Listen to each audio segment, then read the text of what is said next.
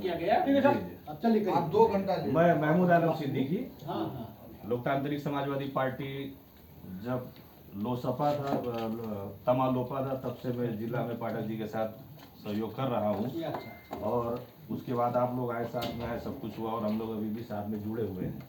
जो बहुत सारे मतभेद हैं, फिर भी जो मामला आता है कि मधेश का मामला, तो वो उस भावना के आधार पे हम लोग अलग नहीं हो पाए, वरना मतभेद और विवाद तो बहुत ज़्यादा है।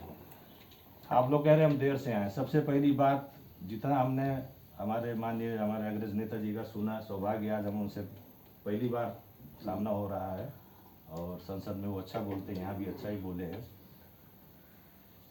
आपने अपने वक्तव्य में जो बातें उठाई, जो हमने सुना देर से आने के बावजूद भी, मैं उसी को थोड़ा, उसमें मेरी बहुत सारी शिकायत जो है उसी में है।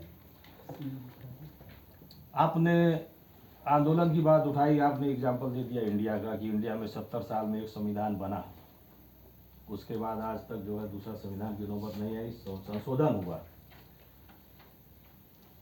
ऐतिहासिक सत्य अगर वहाँ पे आप देखेंगे, इंडिया के संविधान जो बना, उसके संविधान के बनाने में वहाँ भी किसी एक जात का जो है योगदान नहीं था। वहाँ पे हिंदू, मुस्लिम, सिख, ईसाई सब जितने भी वर्ग धर्म थे, सब मिल के साथ में लड़ के वहाँ पे अंग्रेज से आज़ादी लिए थे। और उसके प्रतिफल में जो संविधान बना, उन्होंने उस संविधान को सर्वोत्कृष्ट संविधान के हिस्से से बनाया और वो चल रहा है। समय कालखंड के हिसाब से जो बदलाव आता है, जो विकास होता है, वो चाहे सामाजिक हो, वैज्ञानिक हो, जो भी हो, उसके आधार पर जो संविधान में जो संरक्षण चाहिए, कानूनी रूप चाहिए, उसके लिए उन लोगों ने वहाँ पे संसद के जरिए संशोधन भी किया। उस चीज़ को भी आप बोले हैं, ठीक है वो। लेकिन यहाँ पर होता क्या है कि जब कोई आंदोलन हम करते हैं सामूहिक रूप में, आपने एक बात रखा कि पृथ्वी नारायण शाह ने नेपाल को एकीकृत किया, विभिन्न राज्य को मिलाया। अब इतिहास में हम जाएंगे तो इंडिया को भी तब मुगलों ने आके पूरा इंडिया बनाया, वरना उससे पहले इंडिया का इतिहास हम लोग तो नहीं पढ़े हैं, आप लोग पढ़े होंगे। और दुनिया के इतिहास में से बहुत से साम्राज्य बने, बिगड़े और उनके आज भी कई टुकड़ों में देश बने हुए हैं। तो जो वर्तमान होता है हम उसको स्वीकार करके चलना चाहिए।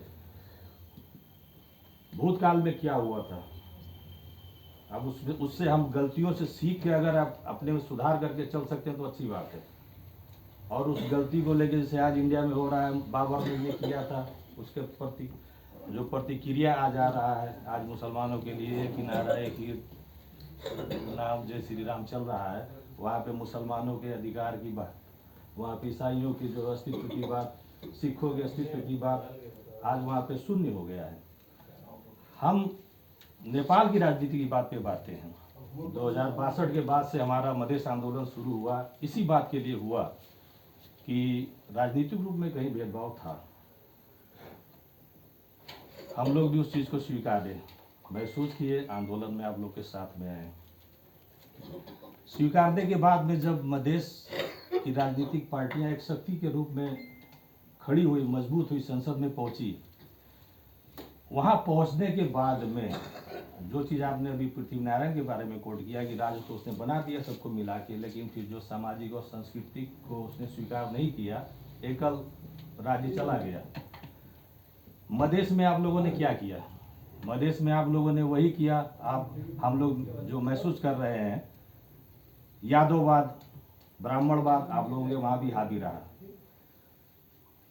आप हमको ये बताइए, अभी के वर्तमान जो संसद में हमारे जो मेंबर हैं, हमारी पार्टी की तरफ से आप बात मधेश की करते हैं, समानता की बात करते हैं, समानुपाती की बात करते हैं, समावेशिता की बात करते हैं, लेकिन राष्ट्रीय सभा में मुस्लिम प्रतिनिधित्व किसको कराया आपने?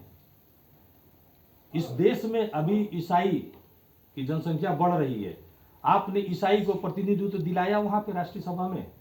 नहीं दिलाया। आपने अपनी पार्टी से थारू को किसी को दिलाया प्रतिनिधित्व? नहीं दिलाया।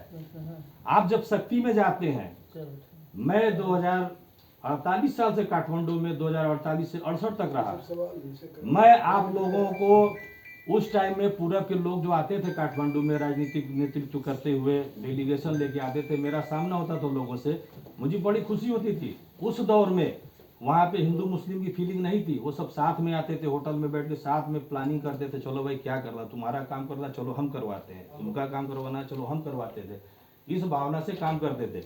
लेकिन शक्ति मिलते ही वो चीज़ नहीं रहा, वो भेदभाव रहा। नेपाल का संविधान 2072 बना, पहला निर्वाचन हुआ, प्रदेश बन गया। राजनीतिक रूप में हमारे जो भी पार्टी लड़ती, हार जीत होता है, हर जगह से कोई जीतता नहीं, हर जगह से कोई हारता भी नहीं है।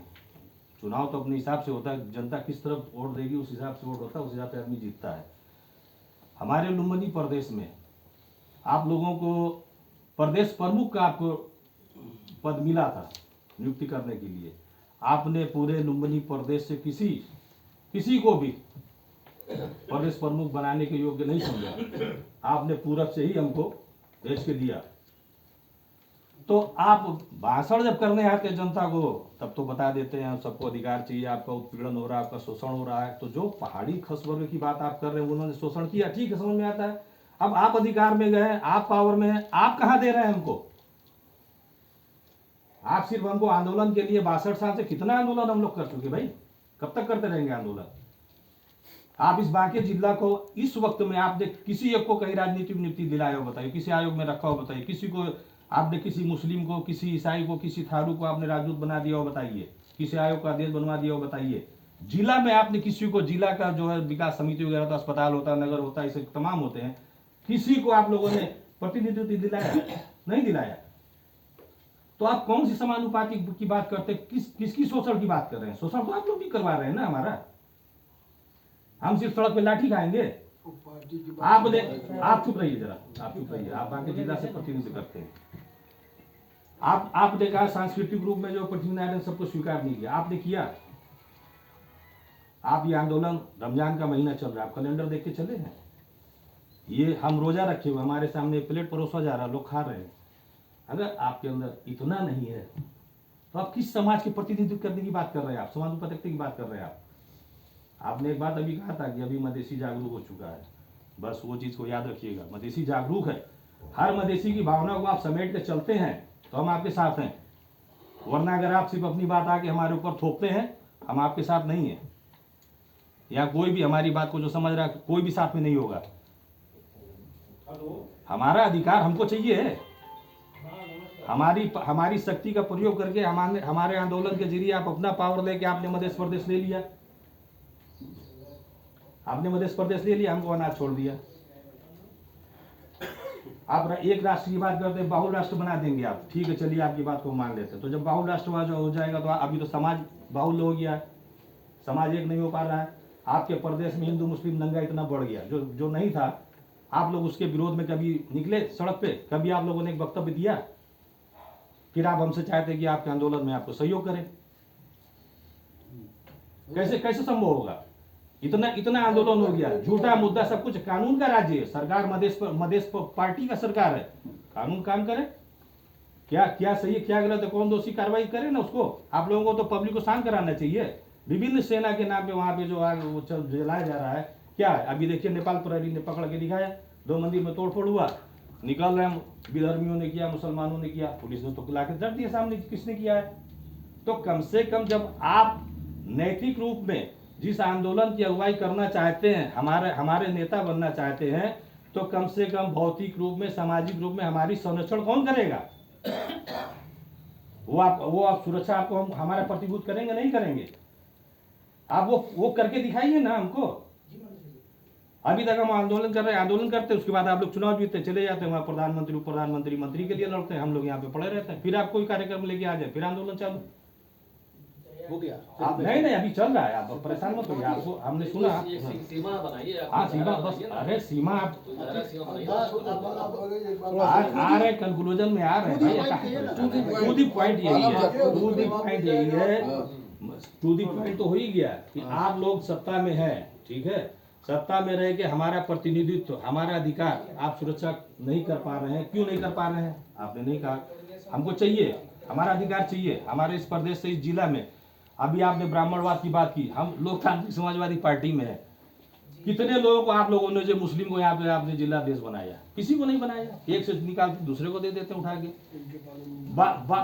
मुस्लिम बाहुल जिला है ये, ठीक, मुस्लिम बाहुल जिला है। वो आ गया, प्रश्न आपका आ गया है ना? ठीक है, तो आप प्रतिनिधित्व नहीं दे रहे हैं। आप हमारे नेतृत्व को बढ़ावा नहीं देना चाहते हैं। आप हमारे अधिकार को, हमारे सम्मान को संरक्षण नहीं करना चाहते हैं। तो ये कौन करेगा? या ये आपको करना पड़ेगा। अगर आप ये करते हैं, ठीक है, और बाहुल राष्ट्रवाद आप करेंगे तो कैसे होगा? एक राष्ट्र को तो हम हमारे समझ से ठीक है, जो बाहुल राष्ट्र की चलिए, धन्यवाद आलम।